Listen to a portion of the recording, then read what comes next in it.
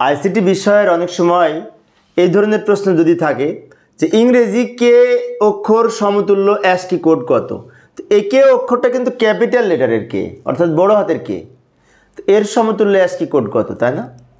এখানে একটি জিনিস আমরা জানি, হয়তো না জানলে আমরা এখন একটু জেনে নিই। সেটি হচ্ছে অ্যাস্কি কোডের বড় হাতের অক্ষর শুরু হয় 65-র মান দিয়ে, দশমিক সংখ্যা 65।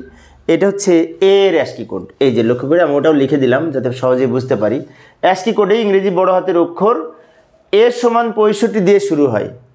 তাহলে এ যদি 65 হয় তাহলে কে কত হবে, ওইভাবে হিসেব করতে হবে। A B C D E F G H I J K, তার মানে কি আমরা এই পর্যন্ত হিসেব করি 65, 66, 67, 68, 69, 70, 71, 72, 73, 74, 75। তো 75তম সংখ্যাটি হচ্ছে কে এর অ্যাস্কি কোড। তাই আমরা ওই কথাটা লিখে দিব যে ইংরেজি কে অক্ষর সমতুল্য অ্যাস্কি কোড হলো দশমিক সংখ্যা 75।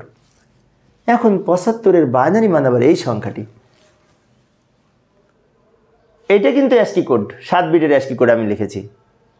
আবারও বলছি, লক্ষ্য করি কে এর মান কত জানতে হলে এ যে 65 দিয়ে শুরু, ওখান থেকে আমাদের কাউন্ট করে দেখতে হবে যে 65 থেকে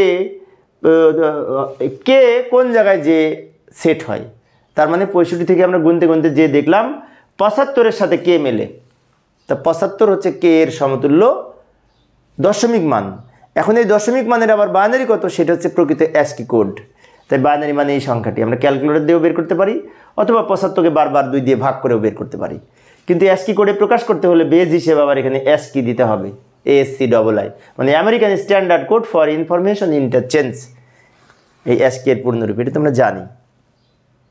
তো প্রিয় শিক্ষার্থী বন্ধুরা, এই অধ্যায়ের সৃজনশীল প্রশ্নের প্লেলিস্ট আমার ভিডিও ডেসক্রিপশনে দেওয়া থাকবে, ওখান থেকে তোমরা দেখে নিতে পারবে।